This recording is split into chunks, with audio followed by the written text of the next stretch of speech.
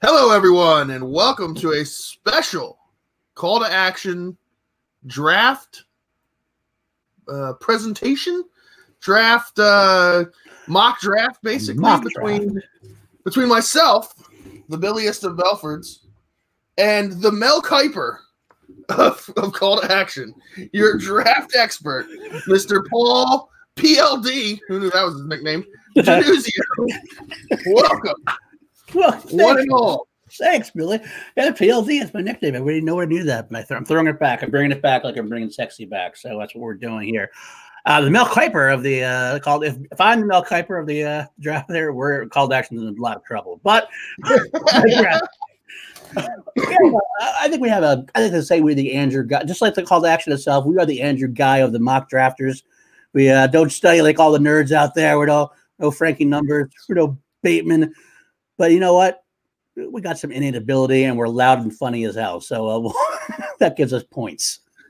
So Bateman right now is in his apartment, and he's like Charlie Day from It's Always Sunny in Philadelphia, with like the wall of like all the possibilities. He's got connections going on. He's like hasn't slept in 3 days. He's freaking out because he's not allowed to influence the draft in any way. He can't be talking the draft, so he can't be doing any of that. He's just sitting down mellow somewhere having a drink because he's got faith in Tommy and Bobby Gucci, doesn't he? Oh, yeah, that sounds like Ben Bateman for sure, yes. Faith in Bobby Gucci. What I want to know, what's going to happen draft is Ben Bateman going to be barred from the building? Is that how the only way they can stop him from talking to Gucci somehow? Ben Bateman should be barred from the building, and then every pick, Bobby Gucci goes to the bathroom and then comes back in the Finstock mask. the Benstock mask. How a foot taller in the Finstock mask. Finn Bateman or Finn Bateco out of it. That's right. They got a special burner phone just for the draft that Bateman can call him on. Bateman will hire the hitman to be his stand-in, so Christian will look at him like from afar. To see Christian looking down, he'll see Bateman, which is really Hannah, and Bateman's really right next to Gucci doing all the real work here. Bateman's gonna bring his life-size cutout of himself. Oh yeah, he definitely owns one of those. You can tell. To distract from the fact that he's running Gucci's board. Oh. Okay, is the cutout gonna be this picture, maybe? Oh yes, for sure. That's the one. The Bateman cut out. Or maybe that one. Oh, it could be that one. Or maybe two favorite pictures. Oh, we'll get that. Speaking of Ben Bateman and Bob Finstock and the Finstock Exchange, they attempted a trade this week. They did. And with the den of Kate Mulligan and Grace Hancock, and were denied. And as we learned on SEN Live yesterday, by the way, we are filming this on Friday morning before the draft.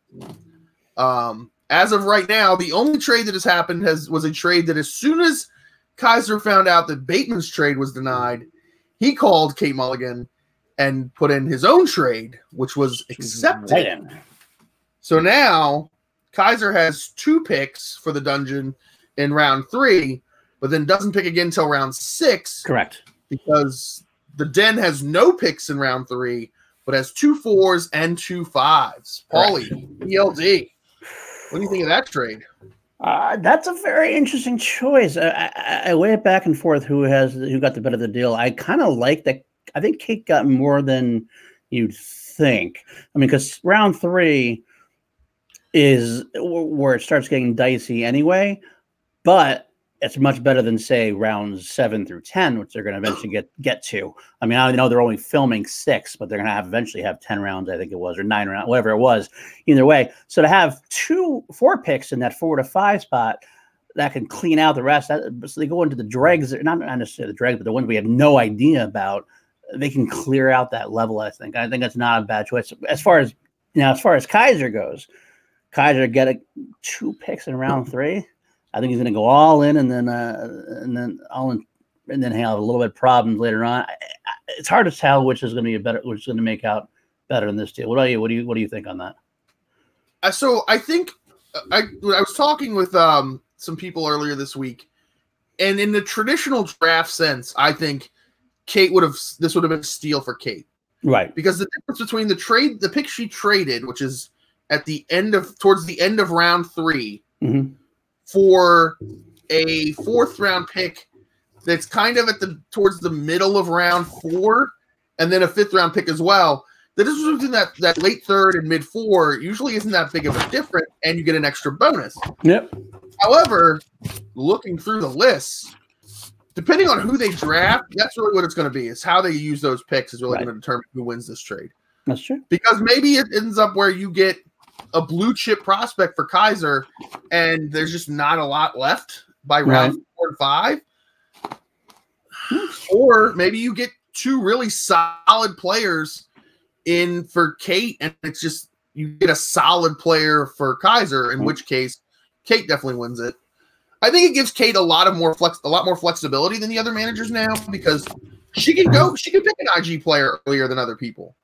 Or an extra IG player, or she can pick a Star Wars player maybe earlier than other people would. She's also got more picks to trade from as well. I mean, she can always throw some extra picks around if she needs to later on. She does. I think the thing that people are going to have to do, the good managers, I think, will look at who's picking when, who they know wants certain people, and then try to trade picks to them so that they move up to get the person they want, so you can stockpile some picks. By the way, we should mention that when we do this draft, we're going to assume that no other trades are happening, just because it's too hard to try to like assume who's going to make trades at this point. So we're just going to assume. We're not speculating on whatever kind of deals that Bait Stock is trying to do between now and Saturday night. That's gonna get really mad if we get him sanctioned. We have no knowledge of this. This is just our guesses, by the way, just so you know. We at Cult Action have no knowledge, none whatsoever, of any shenanigans that Ben Bateman might be pulling. That's why we're witnessing on Sun Live and backstage. But one last thing I did want to mention about the Kaiser and Kate draft. I just looked at it again, looking at the selections. You realize that, I mean, Kate traded the 8th pick in round 3, and she gets the 2nd pick in round 4. So she really only dropped a few slots. When it comes down to it, it's a 3rd round pick, but it's only a few slots, and then she gets the extra pick of that round. Right. So she's not losing out a whole lot. Much. Like, I'm serious. Yeah, that was my thought immediately as soon as that pick came through. Because again, Bateman, Bateman kind of inferred that on Twitter that the Den got swindled. The Kaiser swindled the Den. Right. Because they have a pick 4 picks later, and then they have extra picks. They have they could build a more solid squad. So I mean, it could go either way. I mean, we'll have to see. Of course, we also should mention that wasn't the only trade that was made. The other trade was made earlier. The whole Kaiser, of course, again Kaiser with RMB making the easy no-brainer trade where they just switch positions for 2 rounds, giving Kaiser because Kaiser doesn't need that 1st round pick with Smets until the 10th. Right, it made perfect sense for Kaiser for sure. And RMB, that doesn't hurt getting him moving up to 4th now. At this point, he gets a possibly a team, which is what must be what he's if he has any strategy at all. Which I don't know if he has much strategy from what Christian says. It doesn't seem like it. His strategy seems to be let's cause as much chaos as we can. But who knows? Maybe RMB is secretly in contact with someone to give him some support in the draft. If I was him, I would have contacted immediately somebody, with some draft knowledge to help me out. Frankie Numbers, call Frankie Numbers, RMB, or just look at Frankie Numbers' draft board. Maybe someone like maybe even Campia has more knowledge. We know maybe he works to talk to Campia about it, and Campia did some. He's a smart guy, so maybe he looked at it. Yeah, but there's no way Campia is so out of the. Campia didn't know who the Action Army was. No, you're right, but he's a smart guy. I could see him doing some research or doing some asking around for himself kind of thing. But I don't know. That's just probably not. I think there's some he does have a relationship with Campus, so there's that. I just think there's more tuned in people he could ask. Yeah. Oh, yeah, absolutely. I'm saying I know that he has that. So, but you know what? I think we digress at this point. Why don't we? Yeah. Let's get into the draft here. The draft and go from there.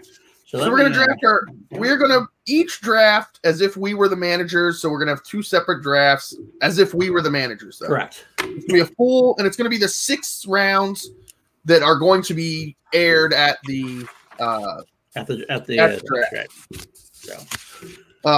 So Paul, why don't you start us out here in round one? Well, selection one, Sam Levine and the usual suspects. Well, okay, this was, I mean, this is pretty much the no-brainer what everybody's talking about. Is he going to stay loyal to Drew McQueenie and pick the family, or is he going to pick Shazam, which is pretty much the other consensus number one if it wasn't for Drew's relationship with Sam.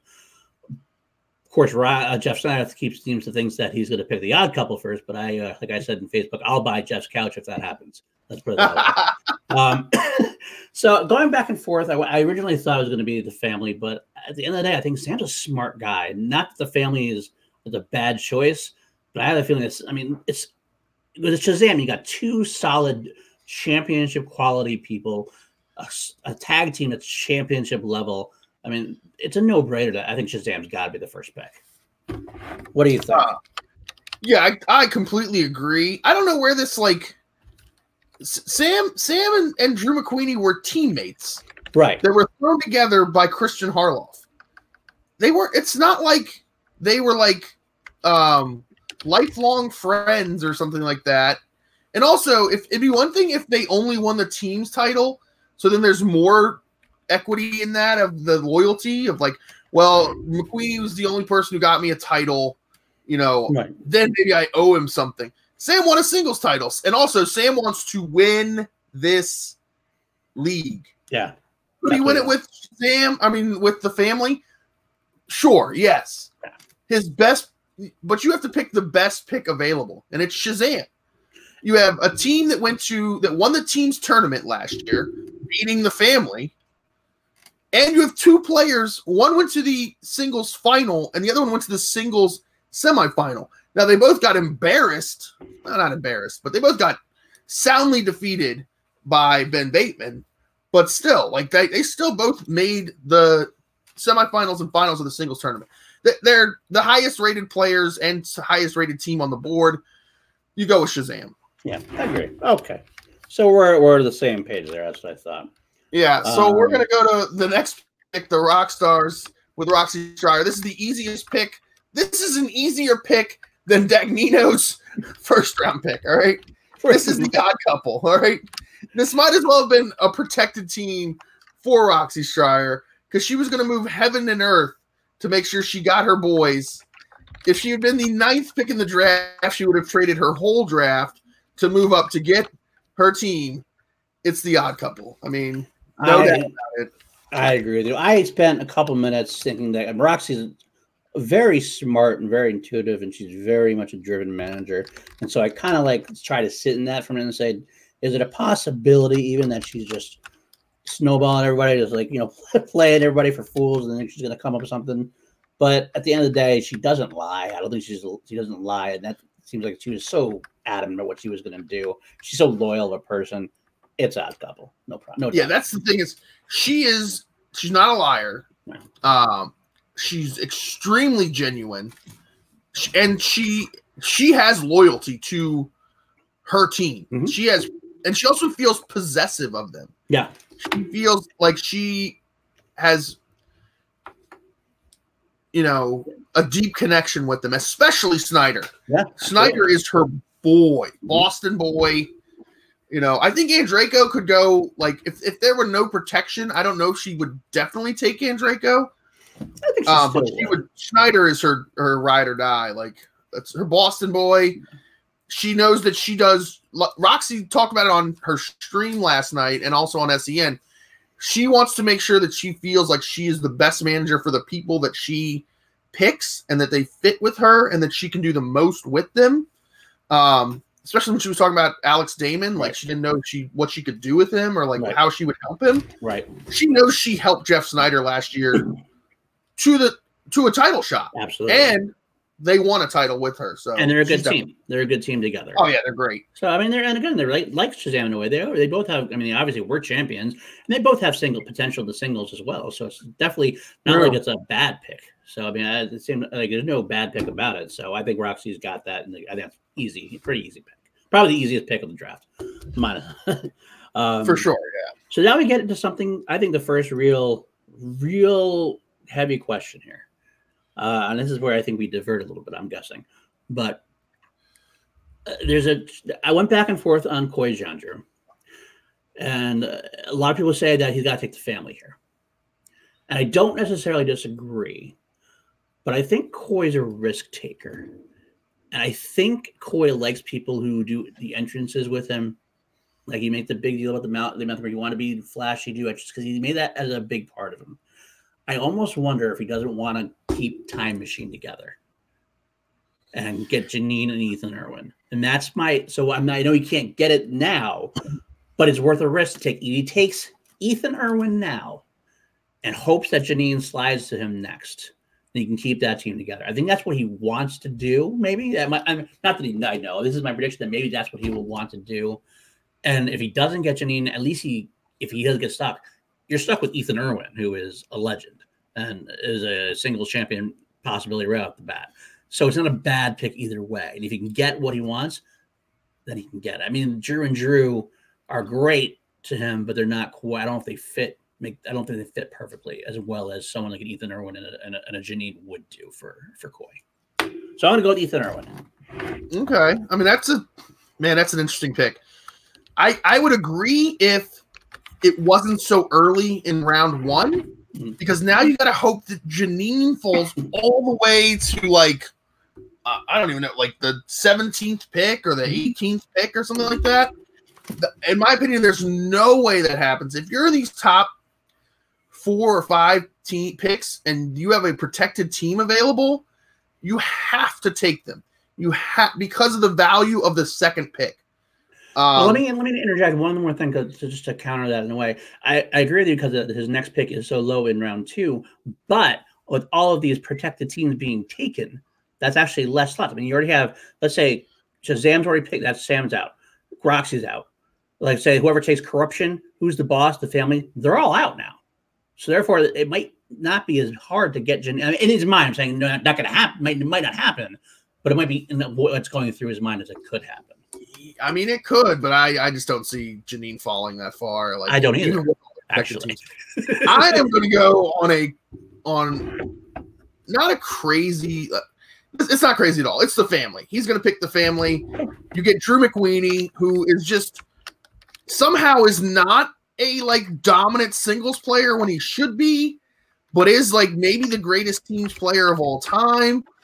And you get Andrew Ghai, who is a wild card and is it's going to be also going to be interesting because now you know, there's a lot of talk that Andrew Guy's going face this season.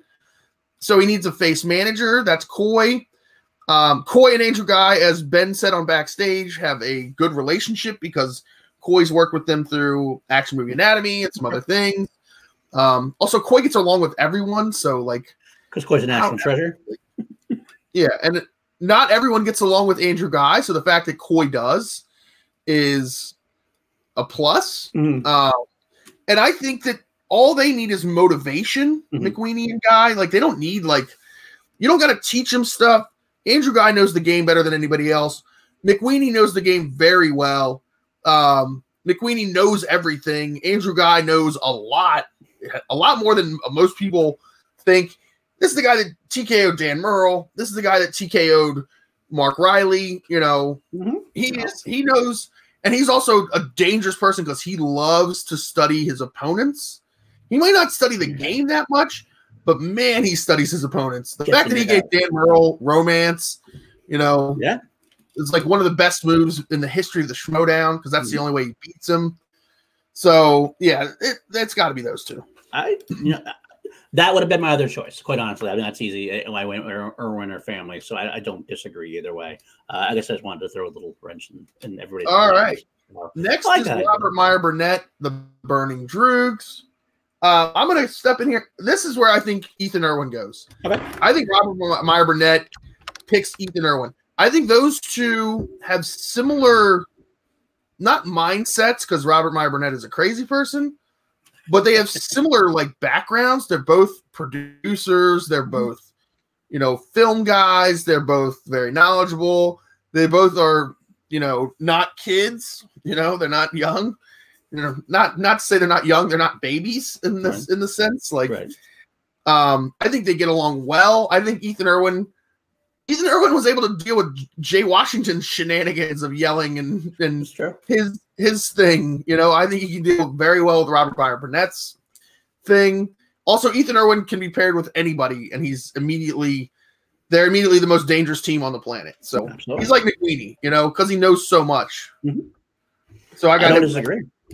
I don't disagree with that at all. I mean, I think that, in fact, your mentioning of Ethan being an older scholar, it comes into play with my Burnett picks later on.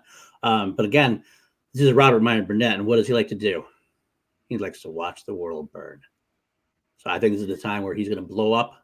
He's going to blow up everybody's picks, and this is where he's going to take corruption away from Shannon. And I get it. I mean, I get some people are like, oh, Kalinowski is going to hold out. He's not going to play unless it's with Shannon. I get that's a strong possibility. But John Roca also said it on backstage. I think Kalinowski loves the game too much that he won't be able to stay away forever. And as much as he loves Shannon, and I think there's a part of them both which would almost relish the idea of going against each other in a way after having had the success they had last year.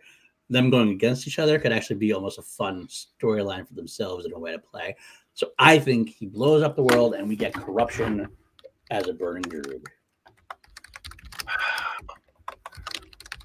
My thing with that pick is, okay, let's say Kalinowski sits out, right? Mm-hmm.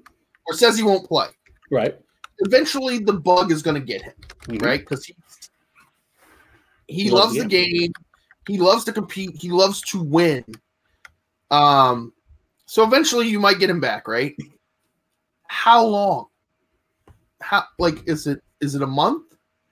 And the thing is with the way they film things, he could be like, well, I don't want to play. So they film a bunch of stuff. Now we're into the first 2 months, right? And then they go to another filming thing and he's like, I'm good, because they haven't even aired all the stuff yet. Now you're out 2 months. Now you're now you're pushing Collision. When do you get Mike Kalinowski? Yeah, but you know what? I think you're giving R&B a little too much credit as far as his strategies go. I think he doesn't think about that too much. I'll be honest with you. I think he sees Kalinowski as a inner geekdom three-tier player that he can convince. I think you're giving R&B too much credit that he knows that Mike Kalinowski is a 3-tier player. I don't think Robert Burnett knows that Mike Kalinowski was the IG champion last year. All right. I think the one thing that R&B will have is kind of like the surface level knowledge, the knowledge you can't ignore. And one of those things is don't pick corruption because Mike's not going to play.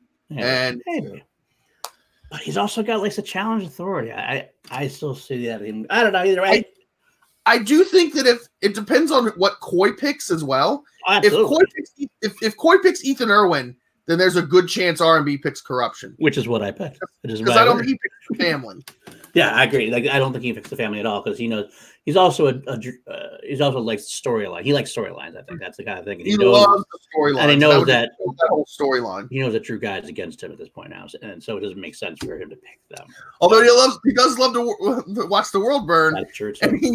And he picks the family because then he goes, well, in New York, I get points no matter what. That could be. It couldn't be. All right, you know what? Let's not take forever. Let's move on. Obviously, who's the boss for Dagnino's next week? That's actually the easiest pick because we know it's going to happen.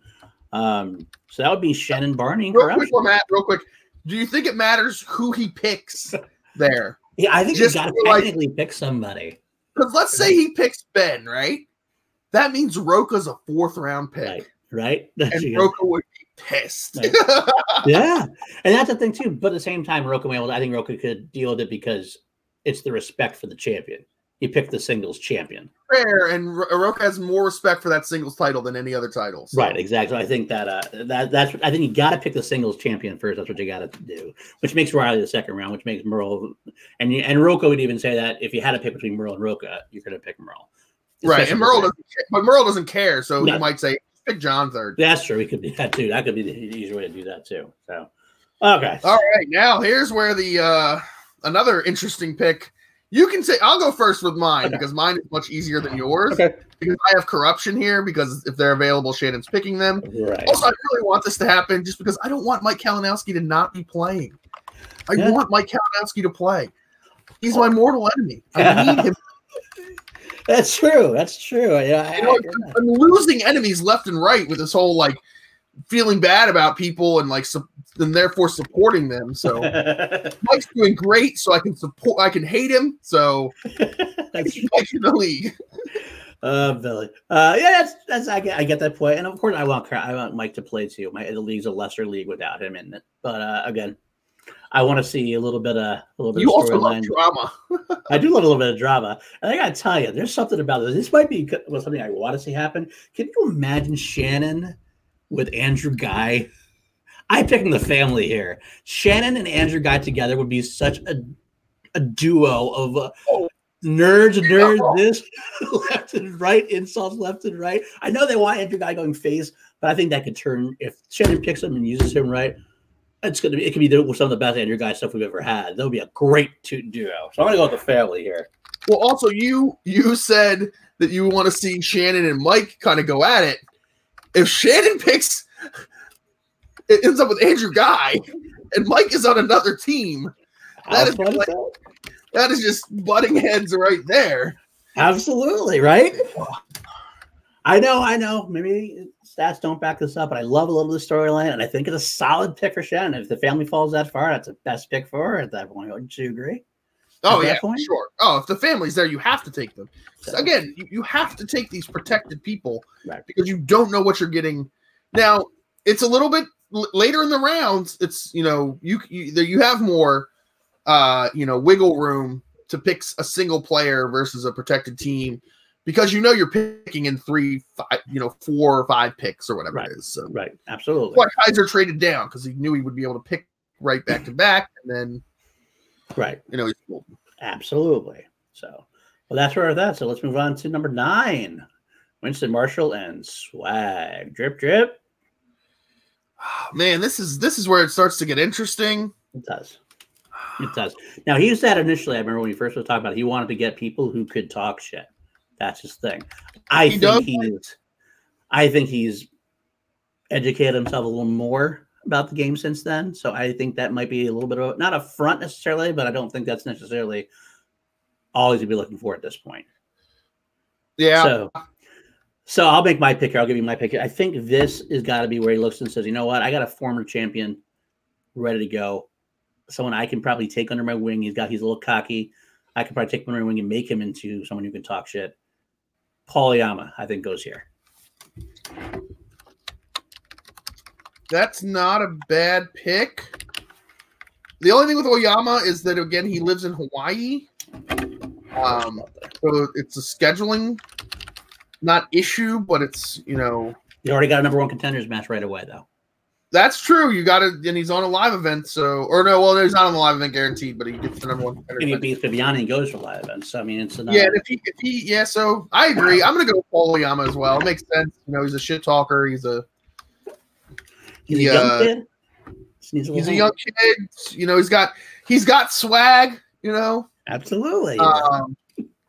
And also he's a student of the game, which could help Winston because Winston isn't necessarily the biggest student of the game. I mean, I think he's gotten a lot more into the game and a lot more, especially since he's been on Sen Live. Especially now that it's more of like a sport. Yeah. He loves sports, so right. And he is on Sen Live, so that always helps. Yeah. So, all right. So next is the Den with Kate Mulligan. Man, this is.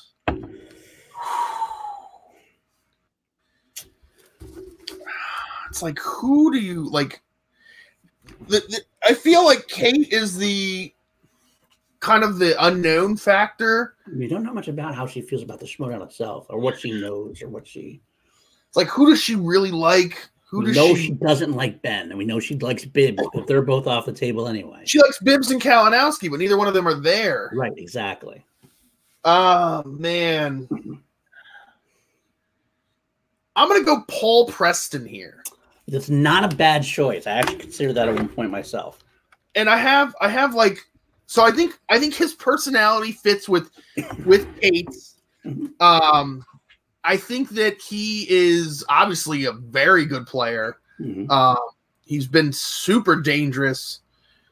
And a lot of them, all the matches he's been in, he either won or came very close to winning. He almost knocked off Bateman. In that tournament, he was the closest person to beating Bateman, which says something considering the talent that Bateman went through. Yeah. And also, I think some people worry because of the loss of the late great Karen Volpe, how that would affect him.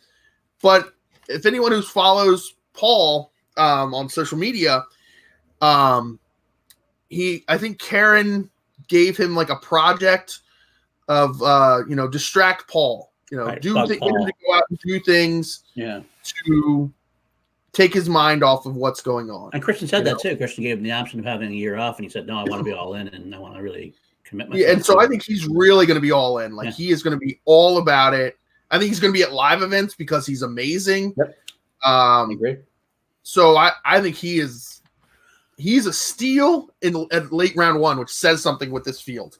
And he is good. Yeah, I think he's a good pick there. Like I said, I went back and forth a few times, and he was on my list to maybe put him here. I did not go there. I let him slide a little bit further down. With Kate or me, I went with Mara Knopic. I think she smells a possible championship. She got a championship match right away, and she wants a potential champion on her team.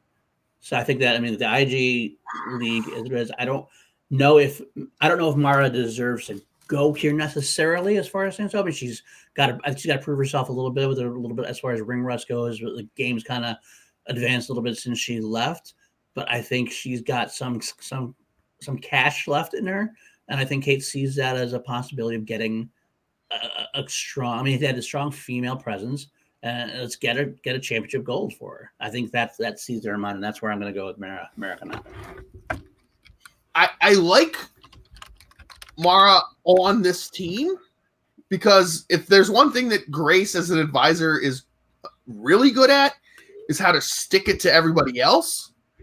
And she can see this as an opportunity to stick it to Dan by taking his paramour away from him. Absolutely. However, this early for honestly, she's an IG player.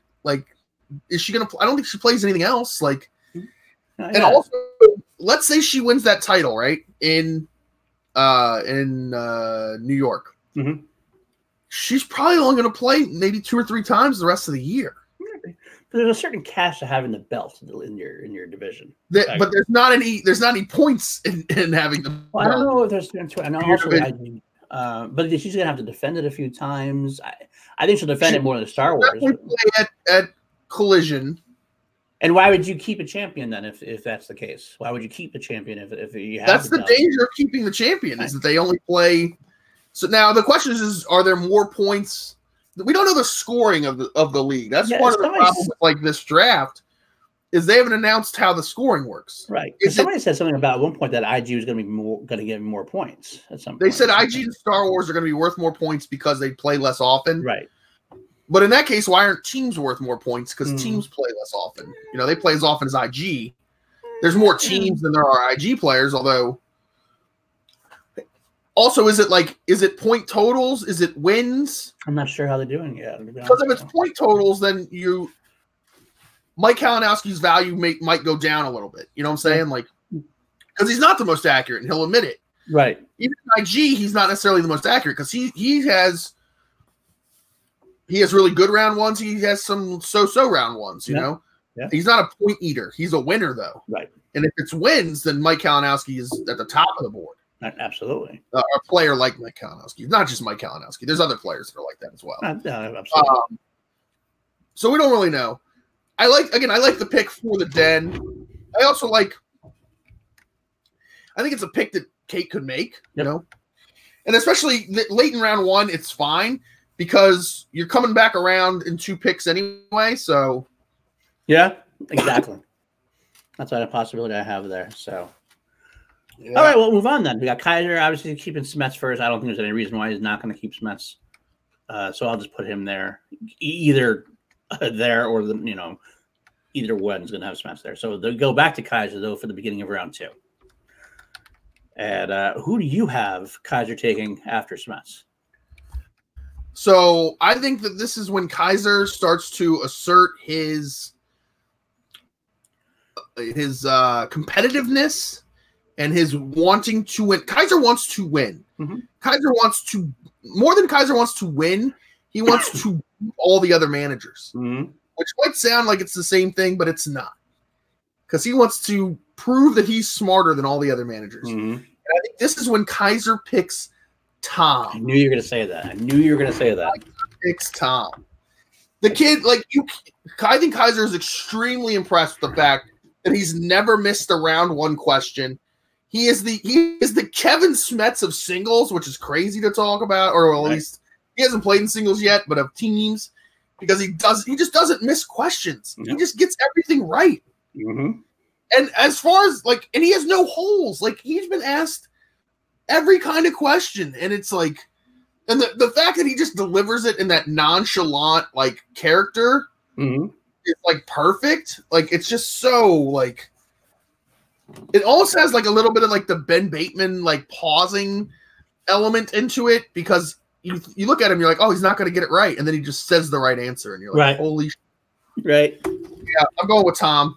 I love the pick there, and it's funny, my picks, my Kaiser pick here, my Kate pick next, I went back and forth and I flip-flopped between them two, and I actually had Tom at one point as well. So I think you very well might be right. But since you picked Tom, I actually want to go the other way just to argue a different possibility. I think this is where Janine the Machine goes. Janine the Machine loves the dungeon. She's made no qualms about that. And Kaiser has made no qualms about loving Janine the Machine. I think she fits in well. She's a friend with Kevin. They fit in well together. Janine's a definitive teams person, possibly. Even Ben said she's the one that's most likely to win a belt this year. That he was looking at one of the best possibilities to win a belt. She's actually considered by some to be the best player playing that does not have a belt, that has not won a belt yet. Now that Bateman's gone, yeah. So I think this is where Janine could. that right after round one, I think she's finally starting to getting the respect that she deserves. She's been a long suffering as far as getting respect goes. I think that starts getting respect right now. And Kaiser takes Janine the Machine right here. I really like that pick for one other reason. Let's say Kaiser picks Janine and takes her to a title. The amount of shit that Kaiser could talk to Jay Washington about how he took Janine to a title when Jay couldn't. Right. Oh my God. Kaiser's gonna be licking his lips, ready to go. And that too, you know what? Kaiser's one knock on being on his manager of the year status that he always likes to talk about is that some people go, well, Smets was Smets, didn't really need Kaiser. Paul Oyama was 6-0 on his own. I don't know how much he did for him. But if he takes Janine, who never has the belt, and all of a sudden she becomes just a little bit better, makes that improvement that she actually probably is doing anyway, and she takes that next leap. I mean, he can say, I helped get Janine a title. It's like Theo Epstein and the Red Sox in 2004. You got to get that pizzazz for getting that title. So I like that pick for Kaiser. So let's go on to Kate's next pick then. I mean, I'll take this one. I think you went first last time. Okay. Because it didn't make it easy. We were just talking about it. This is where I have Tom going. It's a weird selection as far as how it fits, baby. But at this point, Tom is definitely the best. And Kate's been sitting in on SEN Live, where Christian has been singing Tom's praises left and right. I think that starts to sink in a little bit. And Tom, you got that winner. You got the winner. He's such a badass player so far. I mean, he needs to be tested a little more in a singles format. But I think there's no doubt in my mind that he's going to be a top caliber singles champion type player. And this is what she wants. Now she can have Mara Kanapa, who's going for a belt. She'd have Tom, who she thinks will probably be going for a belt soon as well. So that's where I like Tom here. I like the pick because it's perfect for Kate because of all the people in the draft. The one thing that Kate doesn't have is she doesn't have the trivia knowledge, I think. So she's not going to be teaching people stuff about, I don't know, maybe she does because she's worked on a lot of movies, but that seems to be the one thing she doesn't have. Tom doesn't need any of that. Yeah. So it's perfect. It's a draft and unleash, go beat people, Tom. Exactly. So where did you go with this then? So my pick, and this is another reason why I kind of have I thought you drafted Mara a little too high. Mm-hmm.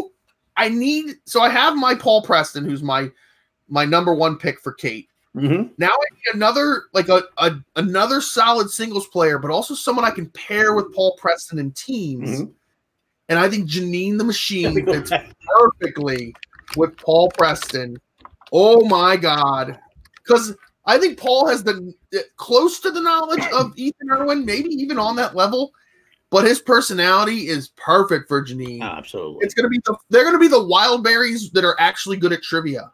They're gonna be having fun, talking shit, and winning trivia. And that's all they do. That's what they're here for. They're here to talk shit, have fun, and win trivia. And that's all they got to do. I love the pick there. Like I said, that's why I went back and forth the same way. And I could have gone exactly the same. I could have gone with Tom and Janine. We just flip-flopped. But so I can't argue that at all. I love the pick. And I would love that to happen for Janine because they would fit in well, I think. Talk about a powerhouse right there. That's awesome. Well, then we both talked about that. Let's move on to Winston Marshall's next pick. Swag, drip. So now for Winston, there's nothing more swag than titles. So he wants a title. Swag needs a title. And then, oh, I lost you there. I can't hear you anymore, Billy. Did I lose you? I'm going to disconnect. We're going to disconnect. We're going to get back. Let Billy back in a second. And 1 second. Well, I really need to know. I need to know. I'm going to pause this. Maybe we'll edit this out. No. I can't hear you at all, unfortunately. Well, while we're waiting, as he's going to reload here, things happening live. Well, we're not even live, but you know what I'm saying. I'll go into my next pick while I'm waiting for Billy to get back. Winston Marshall here. He needs everything. Oh, Billy's back. See? Can you hear me now? I can hear you now. I can hear you now. That's better. There we go.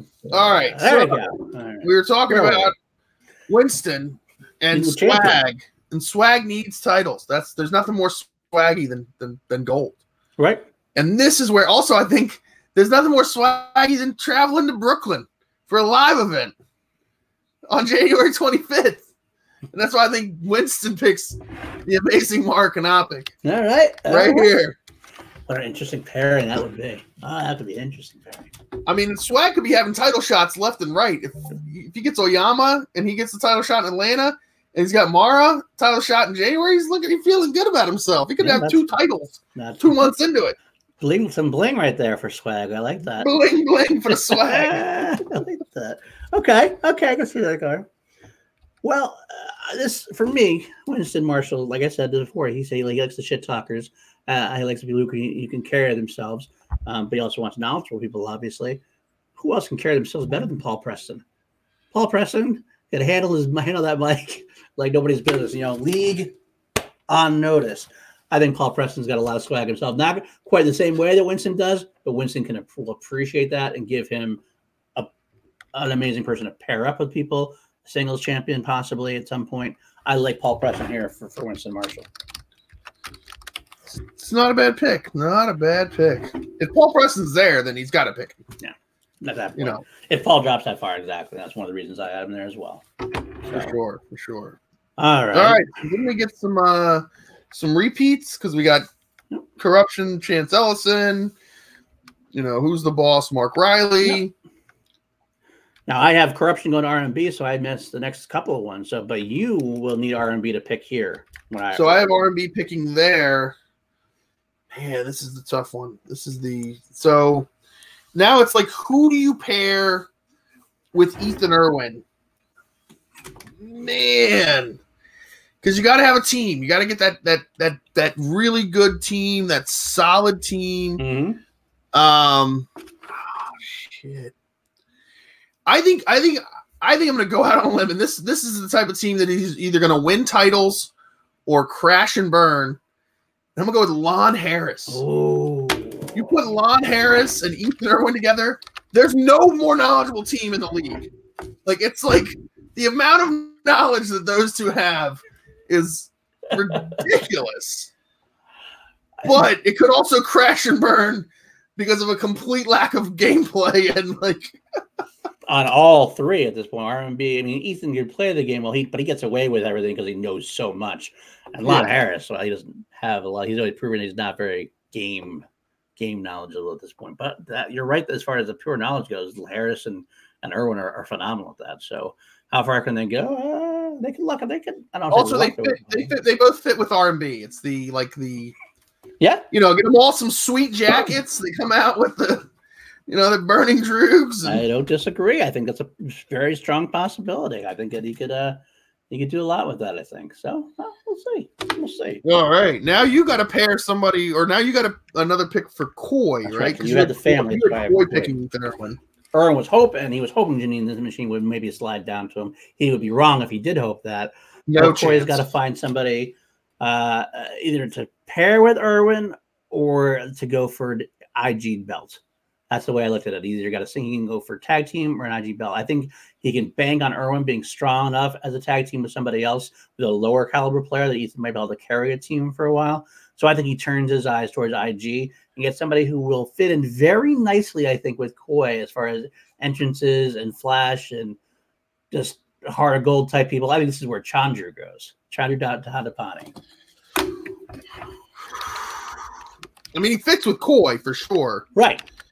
Coy definitely is going to be like on the IG, you know, have his finger on the IG pulse. Right.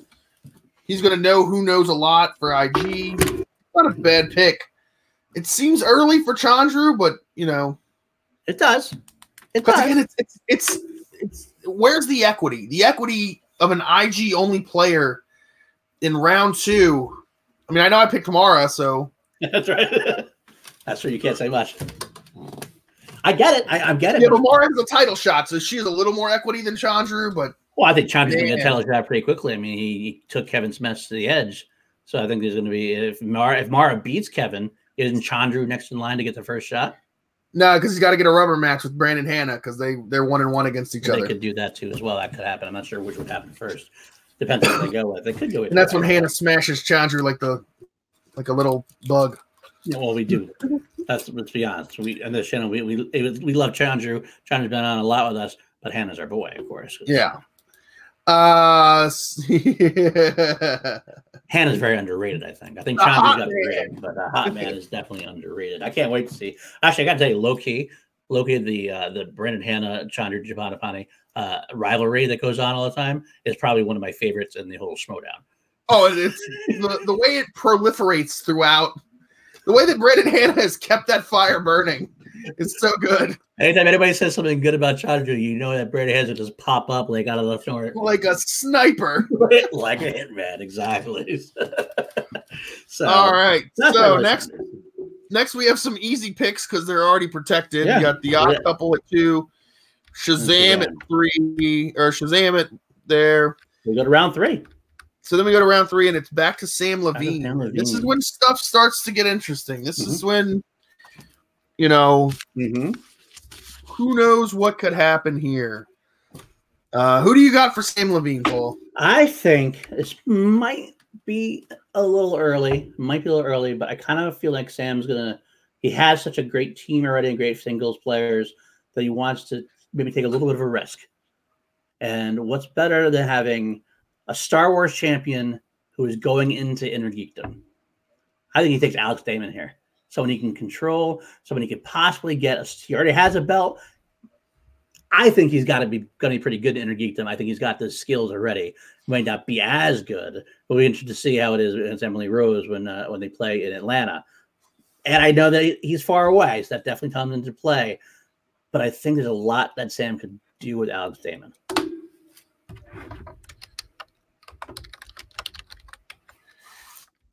So I think that, well, we know that Sam has a bunch of cases of belt polish left over from when he dropped both belts. So it fits. So Alex Damon fits in that case. I think that Sam is going to analyze. Sam probably has the most analytical mind of any manager, and he's going to look at everything. And one of the big things I think for Sam is going to be availability. Who is there? Who plays a lot? You know, who can be on at the drop of a hat? And that's why I think he picks Man, it's tough. I think he picked Stacey Howard. Oh, I think that's where I think he also could really help Stacey Howard. Like, I think it's a perfect fit between them. Mm-hmm. And I think Stacey is hungry. Yeah, that's Stacey. Like there was a tweet she put out. Call to Action put out a tweet for something earlier this week, and she retweeted it with the comment that she's never won a Schmodown award. Yep. And I think she really wants to win in the Schmodown, whether it's an award, matches. You know, she knocked out not knocked out, but she knocked Mark Riley out of the tournament last year. Yep. She did fairly well in her second round match. You know, she's a dangerous player. I think with the right manager, I think she could be very dangerous. Mm-hmm. I think it's a kind of player that Sam could mold. Yeah, I agree with that. Into a very dangerous player. I like that. I like that pick. I think it's a good solid pick. So then we get Roxy's first actual pick that's not almost guaranteed. The Rockstars, where does she go? Do you have a choice for her already? Man, Roxy, I think it's really interesting. I think she picks Brandon Hanna here because she's just like she's the fact that Hannah's still there. She knows Brandon Hanna. I think she knows what Brandon Hanna is capable of, and I think Brandon Hanna is the kind of player that she could. I don't know. I think Brandon Hanna is a complete player anyway, so you don't really have to do much with him. Like, he's going to go out and perform and do well. I think Hannah's the second best IG player in the league, right after Kevin Smets. Mm-hmm. So I actually rate him ahead of Chandru. And I think because Mike is in so many leagues, like, Mike is an amazing IG player. Oh, absolutely. But because if Mike was only in the IG, then he would probably be the second best IG player. He might even be the best IG player, because if he's only in one league and he only had to study IG, he beat Kevin Smets. So, you know, he went toe-to-toe with Kevin Smets and he beat him. But because Mike's in so many leagues, I put Brandon Hanna as the second best IG player. I put him ahead of Mara. I think it's a steal right there for Brandon Hanna to go to the Rockstars. I like that because actually it's exactly who I had there as well. I have her take Brandon Hanna as well right there. She mentioned on backstage that she was someone that might need a little bit of management, and I think he is a complete player. I agree. I think him and Chandra are neck and neck. I think Brandon is surprisingly more underrated than Chandra at this point. Because of the match they had last time. I think some people are looking past him. But Brandon, I know Brandon's been upset about that one. So he is definitely going to come back to play. And I think he could use somebody like a manager to help. Even the best players, even Ben Bateman. He was good because he had help from Dan and Gucci during those times. Even the best players needed that little assistance, and Roxy's someone who will help Brandon get to the next level. I think I love Brandon Hanna in this pick. I think this is where he's going to go. Yeah. So, next is Koi Jandreau, yep. The Mouthy Mercs. Mm-hmm. Who do you got right there, Paul? Now this is where we're going to break the hearts of the Schmodown community. I think it's going to be take a moment, take a deep breath. I'm breaking up the Looney Bin. Paul hates the Schmodown community. Obviously, hate the Schmodown community. I think actually Drew. It's breaking up the Wildberries too, guys. Don't worry, it's coming. It's coming around, right? I think he takes Drew Grant here. I think he can do a lot with Drew Grant. I think he appreciates the characterization of Drew. I think Koi gets someone that I think Drew and Ethan Irwin could possibly make a similar team to the Looney Bin in a way, without obviously Ethan not seeing dead bodies. But as far as pure knowledge goes, and Drew's game goes, but so I think that he can take that character and he'll love leading someone who has that kind of character with him. So I think that she fits in well here. I think she's got a lot of potential. It could be a lot of different players here. I actually think it might be also. I'll talk about this next. It could be the next person I have on my list as well. I kind of flip-flop back and forth. I just think Koya is attracted to the character as well. That's my thought on this. All right. Well, so for me, Koi Jandreau, comic book guy, you know, He likes IG players. But he also needs some singles players and, maybe a team guy. So I'm going to go with Eric Zipper. Oh, okay. This is where Eric Zipper goes. Okay. The people forget Eric Zipper played, I think, in 3 divisions last year. I'm pretty sure he played in 3 divisions last year. I couldn't remember if he had a singles. Did he actually have a singles match that wasn't Intergeekdom? Did he have a singles? Yeah, definitely Intergeekdom. I know he definitely had teams, and I think he proved in teams that he could hack it. But I don't remember if he was the best player on World's Finest. Yep, very much so. And I think he played singles that year. So he's played singles before. He's played in 3 divisions. I think he's the other player who's played in 3 divisions. Very well be. I might be mistaken. I'm not remembering. I'm getting old. But I think he's a perfect B player as far as like teams go. Mm-hmm. You pair him with Ethan Irwin because I think Zipper knows animated. I think Zipper knows comment, like some of the stuff that maybe Ethan Irwin doesn't know. Those minor holes that Ethan Irwin has. And I think he's a top B player on a team, maybe even a low A player, because he did go with, World's Finest almost got a title shot when they were a team. So he's perfect right there, I think. And he fits Koi Janju perfectly. I think Koi Janju will know how to motivate him. Mm-hmm. And I think that it's a really good pick for Koi there. I do too. I think that's actually a very good pick for him. I can't argue with that. I have Eric Zipper going later on. Spoiler alert, later on in this round at some point. But so you have the most preposterous pick for Eric Zipper. I love it. So now you got a Kaiser and his. Oh man, pick. This is an easy pick for me. Wait, this is Kaiser's. This is second, third round pick or whatever. What are we working on? His first third round pick. He's got third round pick. He's got the 4th pick and they got the second to last pick, the 8th pick. Okay, so I think here, this is the easiest pick for me. I think Kaiser likes players who have personality, who got a little bit of toughness, a little bit of grit. I think we're on the same page here. Also, they need a Dungeness. I think we're definitely on the same page here. It is Rachel Silvestrini. She got to go to the dungeon. I really want to hear corruption, but I think Kaiser comes up and takes her. I completely agree with you. I was thinking the exact same thing. Their styles mesh so well together. She's got the cocky attitude, the street smart kind of attitude. She's not going to take shit from anybody. She's smart. She plays the game well. You can match her up with almost anybody, and she'll be a solid player. I think I love her as a Dungeness. I think her and Kaiser, it's going to be an awesome team right there. Oh, my God. Them together is fantastic. No doubt. Also, you compare her with, other players to make good teams. Yeah, absolutely. You know what I'm saying? Like, you have Janine the Machine in the dungeon. You put her and Janine together. That's fantastic. I think so. I don't know if what Smets is doing besides IG this year, but if Smets is in teams, you put Silvestrini and Smets together as a team. That's a dangerous team. Mm-hmm. I mean, I agree. I like it. And also its availability, and it's, she's there. She lives in LA. She plays. She loves the game. She is amazing. She is my live event wife. I love her. She is awesome.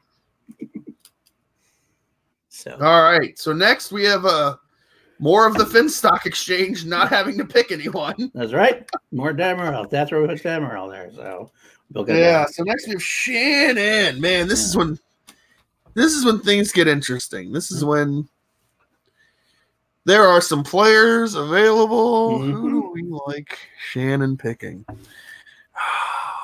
Is this where you started running out of preparation time? Is this what that happened to that? Because if you want to, I'll go tell you my pick. Because I actually you go ahead and tell us your pick. Okay. This is where actually I have Stacey Howard. I think that she fits in well with Shannon's attitude at this point. They actually obviously worked together with corruption before.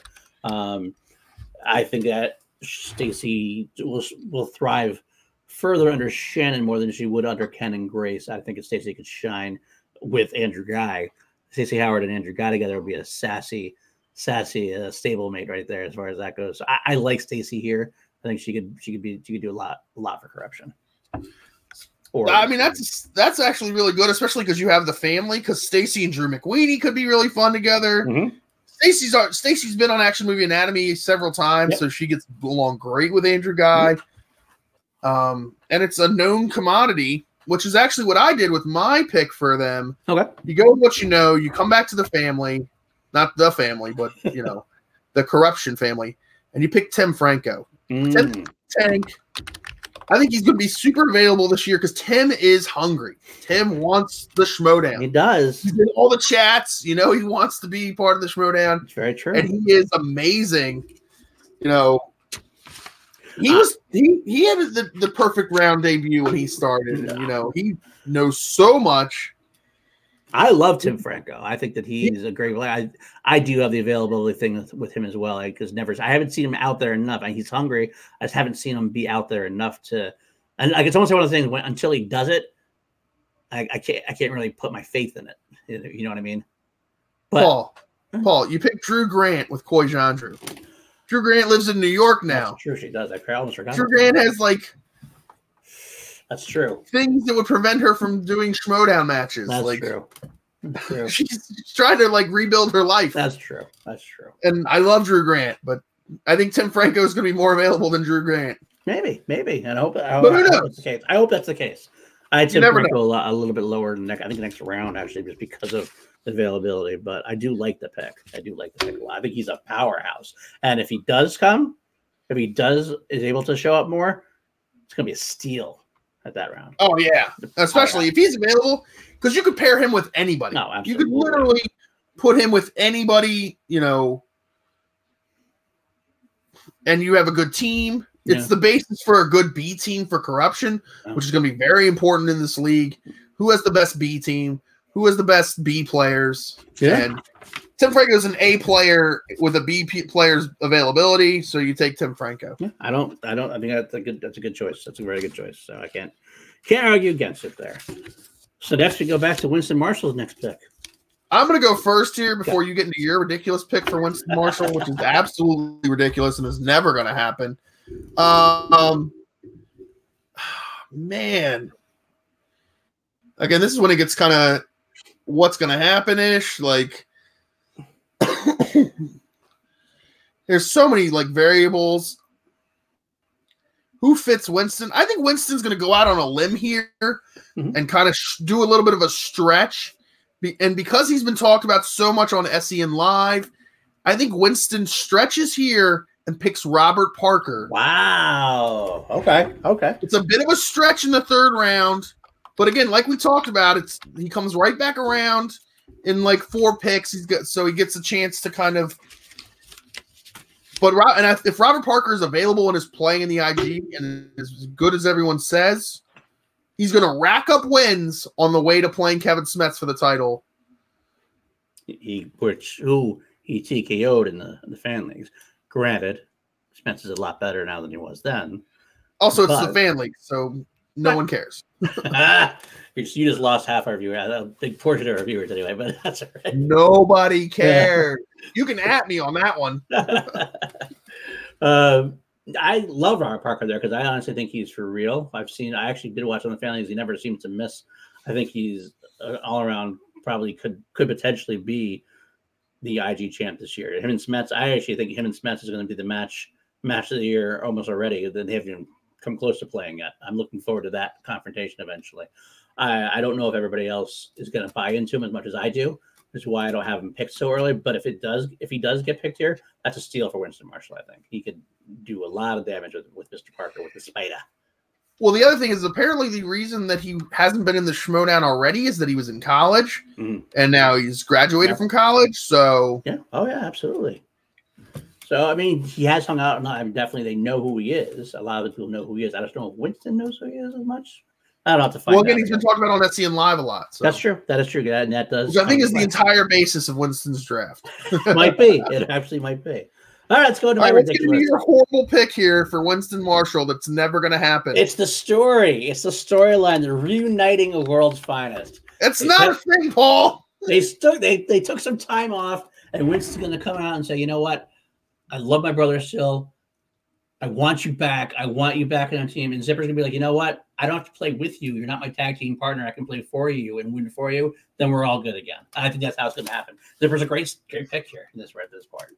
So it makes sense gameplay wise. It's a fun storyline angle, which I like. So I know some of my picks are partially because I want to see them happen, but this is one I do want to see happen. I'd love to see them together again. That's all I gotta say about that. Fair enough. You can have it. So we'll move on to Kaiser's next pick, his second pick of the third round. Man, this is when it gets into some dice. I think from now on should start. I mean, I should just throw it out while you think about it. We'll keep doing that from now on since I have my list completed. I think this is where John Kaiser could possibly go out of type a little bit and add someone who's just pure knowledge. This is where I have Lon Harris going. The professor in the dungeon. The dungeon gets a professor. Change the name a little bit, change the gimmick just a smidge, maybe. I almost could see Kaiser making Lon Harris into a leaping Lanny Poffo type in a way. The genius in a way in the dungeon. My God. In the dungeon. But he has the knowledge, the game thought he could help with anything else. He could help with team Lon Harris with a Rachel Silvestrini, maybe. Or team Lon Harris with the Janine the Machine. That could be a powerhouse possible team. As long as somebody can teach him the game, and Rachel can do that.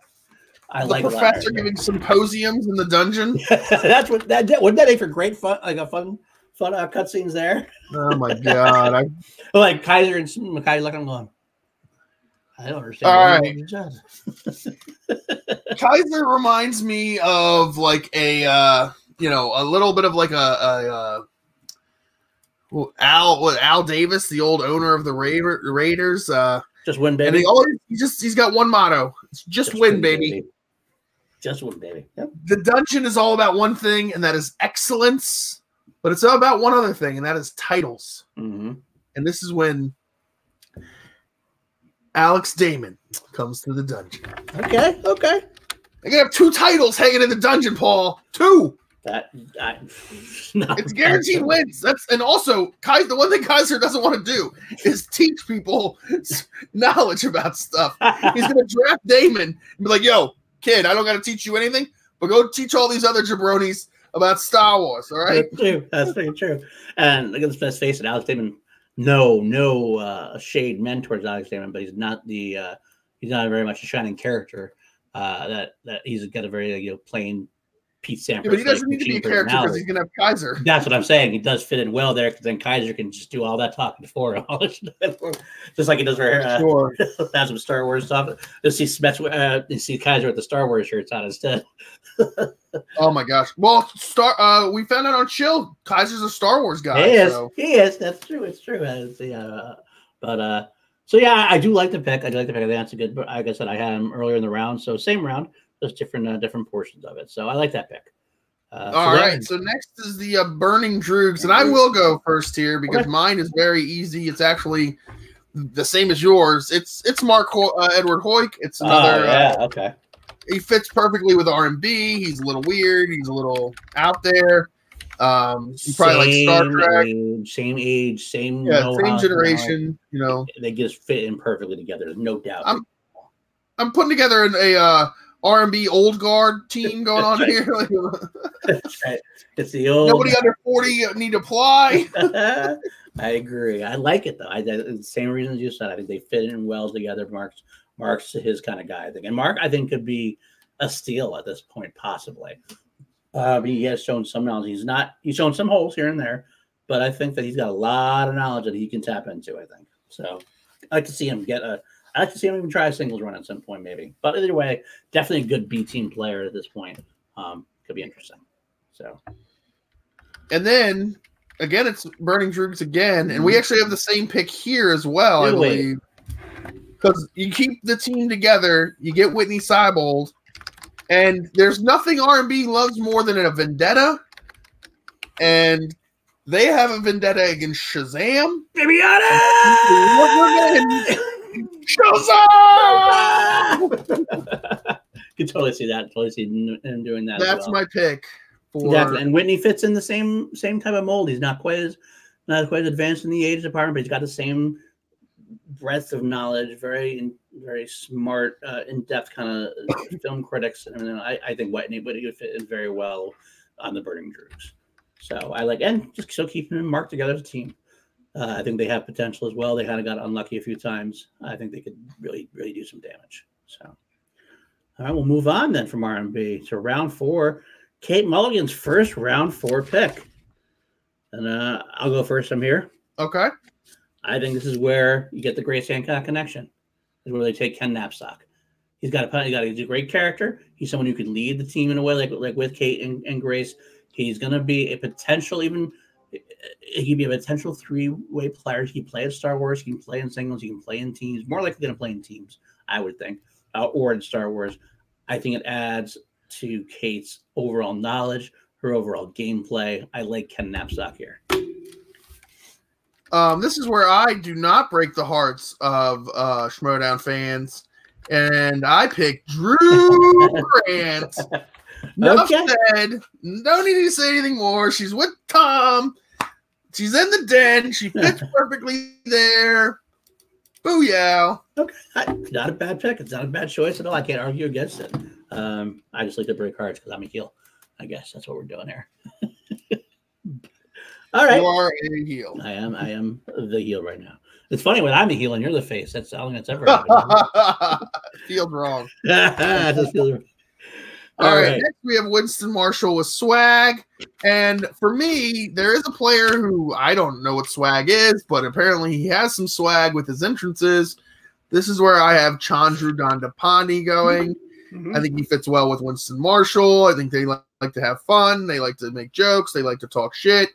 And I got Chandru Dandapani. They'll both floss on all over fools. I don't know if that's a thing. And that's what I got there is Chandru Dandapani.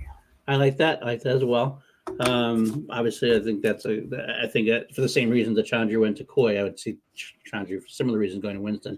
I'm pulling an audible for from the sheet that I initially wrote to you. Oh, a little bit of an audible. Not much of one. But I think you're right with Winston on SCN Live. I think this is where Winston reaches and goes for Robert Parker. Ooh, okay. All right. So we both have Robert Parker going with Winston, just at different times. That's not all right. So I think Robert Parker, I said that at this point, he is talked about well enough. So a 4th round makes more sense to me a little bit at this point. And Winston's been hearing a lot about him on SCN from Christian. Christian's whispering in his ears. So I think this is where you get him an IG person and goes for it at this point. So what do you have for Winston here? You had Chandru. I'm sorry. This is where Chandru. Okay, I just didn't type it out. That's why. Okay. So next we're back to corruption and Shannon Barney. Mm-hmm. Who you got? This is actually where I had Robert Parker going here. And I had Emily Rose Jacobson going to Winston Marshall, but I think Emily Rose Jacobson on further evaluation could fit better with Shannon Barney. I think Emily Rose has a potential. She's gotten better with each of her Inner Geekdom stuff. And in each of her matches, she just got a little bit better. I think with a little bit more time, a little bit more energy, a little bit more pizzazz behind her, a little more push behind her, maybe Shannon whips her into shape and gets her even further along. So I like Emily Rose here. That's because she has a match already coming up against Alex David. So we're going to find out real quickly where she falls. So might as well take her and go for it. This is where I have Liz Shannon Miller. I think choice. She's a really solid singles player. Mm-hmm. I think the thing she misses out on is gameplay, and I think Shannon with her relationship with Mike knows all about the game. Mm-hmm. That's one thing they're not short on is gameplay knowledge. So I like Liz Shannon Miller there. I think she could be a dangerous player. I agree, and I actually wanted to go that route myself. The only reason I didn't is I think at this point in my roster, Shannon was looking for an Inner Geekdom player. That's the only reason I would take Liz Shannon Miller over Emily Rose Jacobson, but I think Shannon in my roster was looking for an IG player. Oh well, that's right, because you don't have corruption with her. You have family. So at this point, you need somebody to be in the IG, and that's the one she's going to pick. Makes sense. So Shannon Miller is a great choice as well. So next we got Dagnino with his final protected pick. John Roca at that point, we'll say. So we move on to Kate Mulligan and her and her second, fourth round pick. I like Emily Rose Jacobson here. I think she fits with the ladies. You know, I seem to be getting a lot of ladies with Kate Mulligan, but it's fine.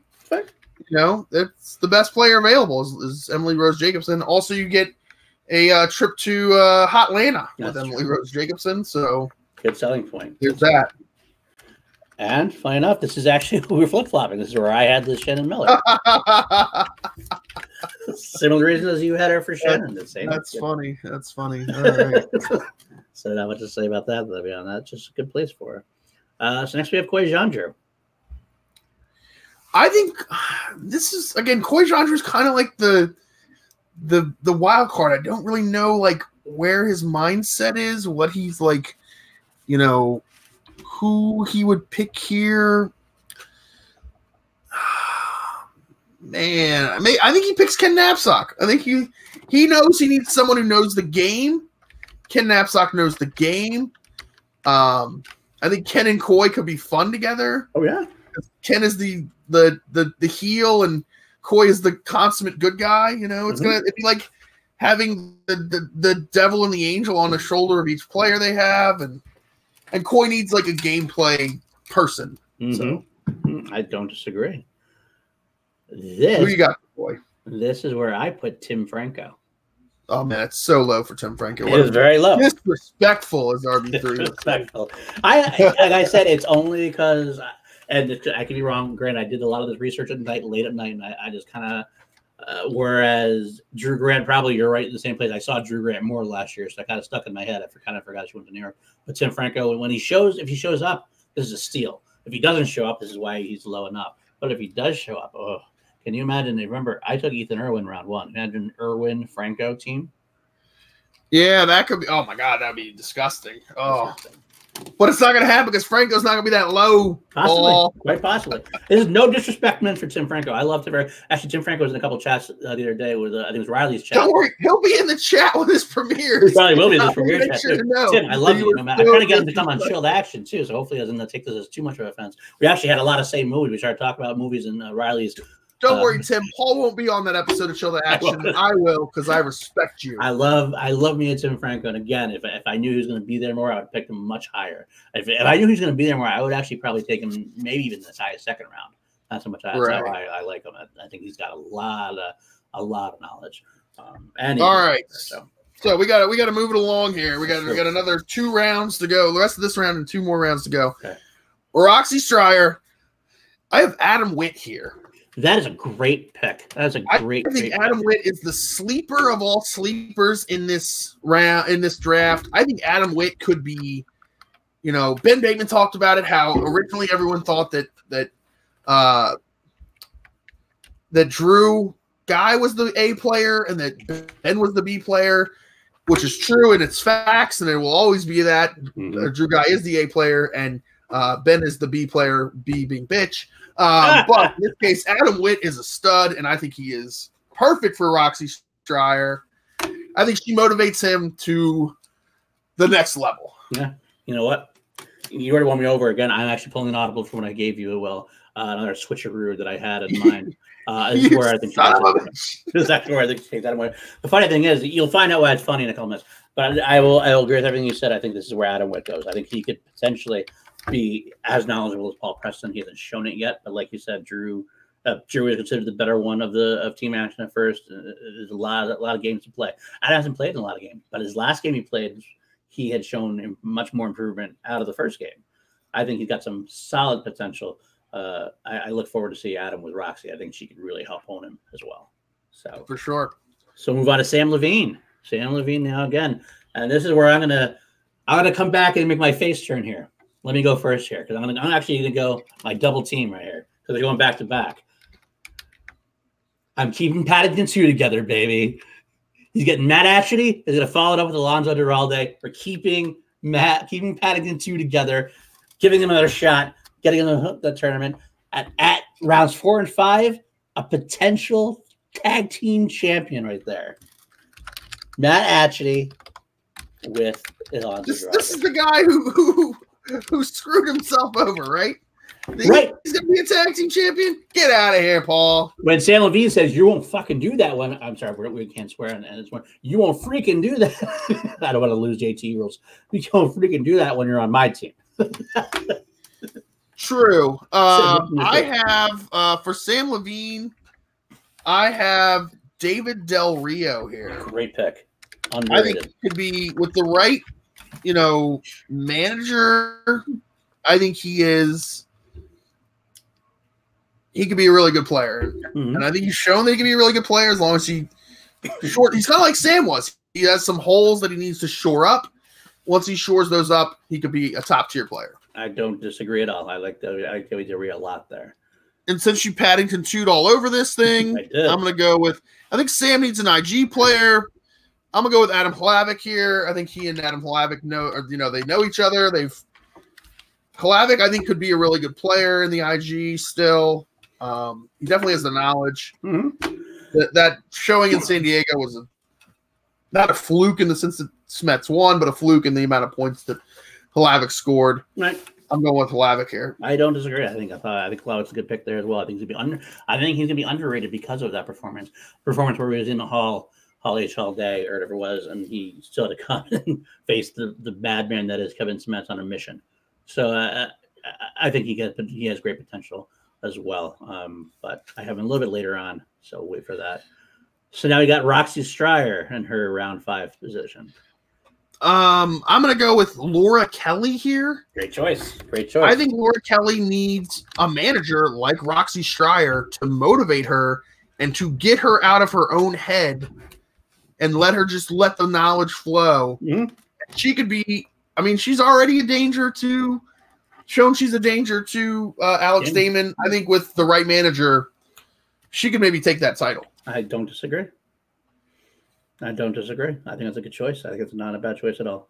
This is why it's funny. This is actually where I originally had Roxy Stryer taking Adam Witt. So either way, I still had Adam Witt going to Roxy Stryer. That's why it's a little funny.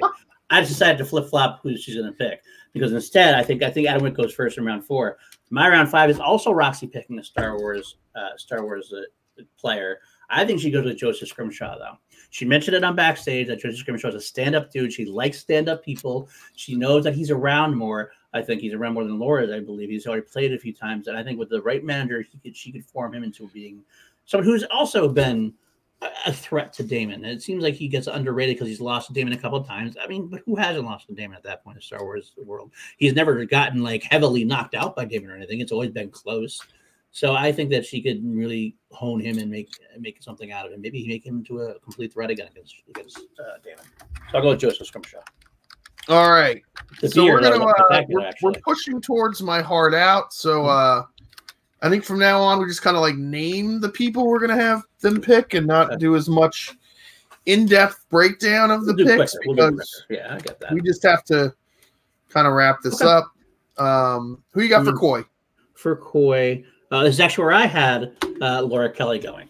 Again, because we need a Star Wars player at some point, and I think that Coy would appreciate Laura very much. I think they would get along very well, and she's a powerhouse. So, all right. So no breakdown of the players. I'm going to go with Joseph Scrimshaw for Coy Jandreau. So he's back and forth. We're doing a lot of flip flops. They're almost the same ways. I like that. Okay, we already did that. That's fine. We have Kate Mulligan. You know what? I'm going 3rd Star Wars player in a row. I think this is where Dimilana goes. I think Kate wants a Star Wars player as well. She sees him going on a run. She takes the Dimilana and goes with it because he's passionate. He's got the behind-the-scenes schmodown thing going on. I think he goes here. Fair enough. I think this is where I think she goes Greg Alba. Not a bad point. He's another one who's got potential there. Absolutely. Now, the first pick we have to do of the actual Finstock Exchange. Holy smokes. Mm-hmm. Who you got, Paul? I got Dagnino going Hlavik. Adam Hlavik here. I know Ben said some stuff about Hlavik. I wonder if Ben's throwing us off. I wonder if Ben's doing that whole gameplay thing. He wants to throw people off. But I think they need an IG player as well at this point. Adam probably the best IG player left on my board at that point. No, I think they look and see who they can get value from as far as singles and possibly, or as teams and possibly singles. I think they go Elliot Dewberry in the Finstock Exchange. Which is a shocking thing for me to say, but I think it's where it goes. I would like to see that, actually. I think that Dewberry get along well with Dagnino. We know that. We know that. So Shannon Barney and Corruption. Man, this is like. This is actually where I had David Del Rio going. I think David Del Rio and Stacey Howard could make a nice B team together, and they're both underrated. If they both could go for it, they could be a force possibly. I'm going to go Alonzo Duralde here. He's super knowledgeable, obviously. Okay, fair enough. And if he ever had someone who knew the game, he's dangerous. Okay. Moving on, Winston Marshall. This is actually where I have Elliot Dewberry going. I think Elliot Dewberry would have a lot of fun with swag. Facts, yeah. And where do you have there? This is where I will put swag. I think it's gonna go with man.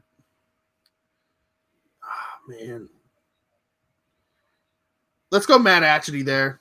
Break up Paddington 2. Screw that stupid team. Maybe Winston can teach Matt Atchity not to challenge himself. And no, you're back in the right place. You're a heel. I don't like being a babyface, but this is what happened. All right, Kate Mulligan. Actually, this is where I have Greg Alba going again to Kate Mulligan, just a little bit further on down the slot here. So that's why I like it. So I think Kate Mulligan reaches and picks Ben Goddard in the 5th round. Wow, Bagel Boy. Hey, he's going to be available. You know that. So that's really true. It's not bad. Okay, all right. That's definitely a reach in the 5th round, I got to say. But I can see where you're coming from. All right, RMB. This is one of my favorite picks of the draft. I don't know if it's actually going to happen, but I would love to see it happen. RMB goes up to the mic and says, for my round 5 number pick, who do I pick? Navarro! Just because he wants to say it. He can say it more all the time when Navarro's on his team.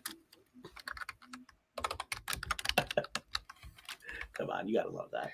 I'm going to go R&B is going to pick Warfather here at this pick. Dude, I love that pick. It's a memorable person, so he might remember who they are.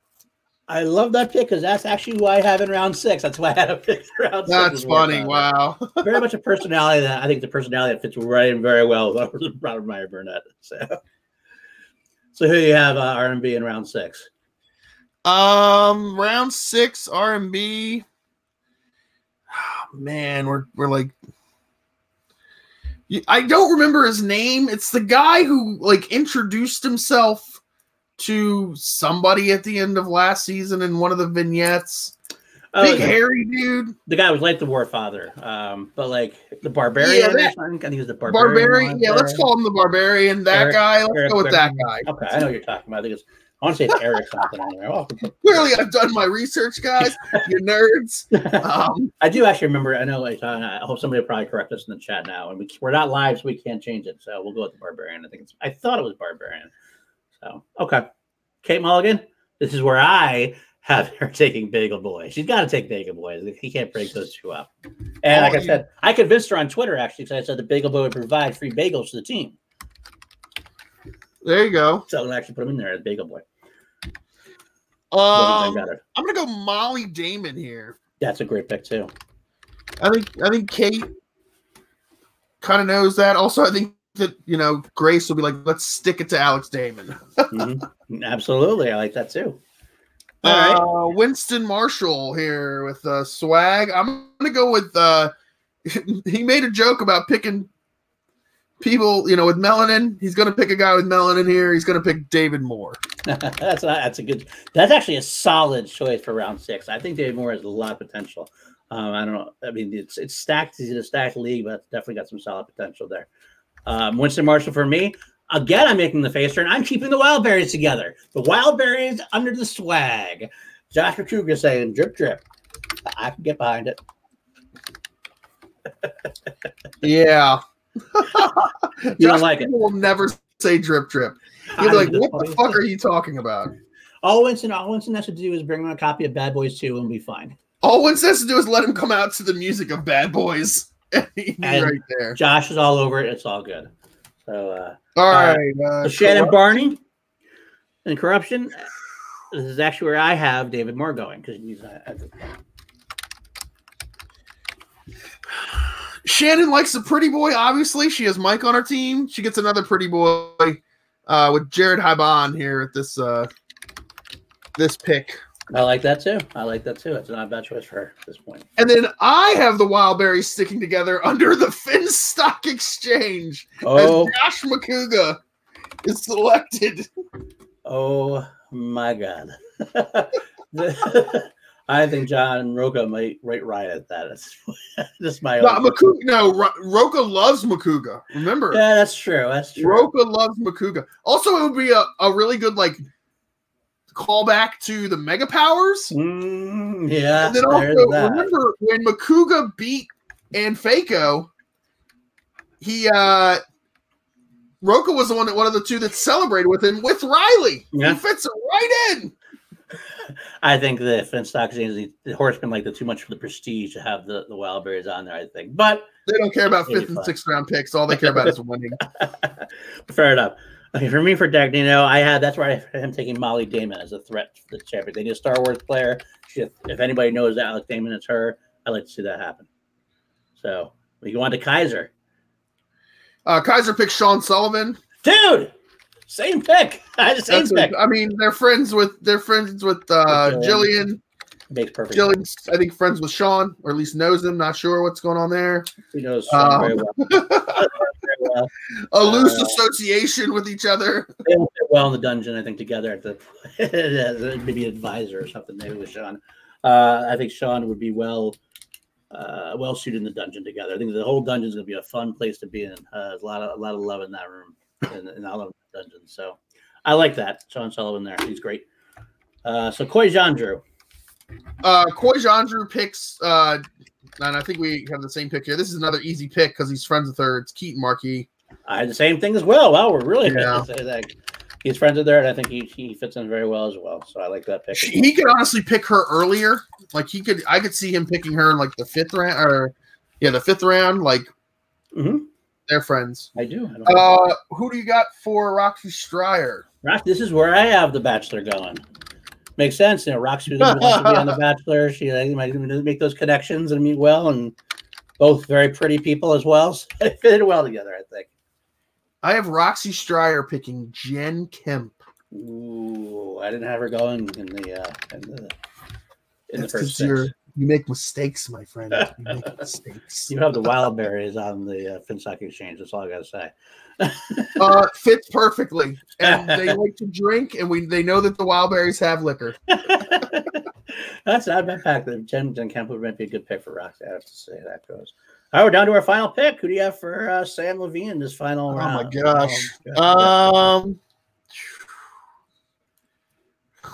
Who knows?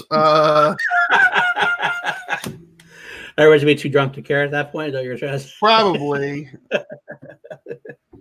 All right. While we're waiting, you go with yours, and I got mine. Think about mine. I think you're being very disrespectful. I'm going RB3. I think he wants to give RB3 a shot. I think because RB3 has the basic knowledge that's there. I think Sam Levine could help hone that. I like RB3 there. I want to see him back in the squared circle, so to speak. It's funny you picked someone who's good at or supposedly good at movie release dates.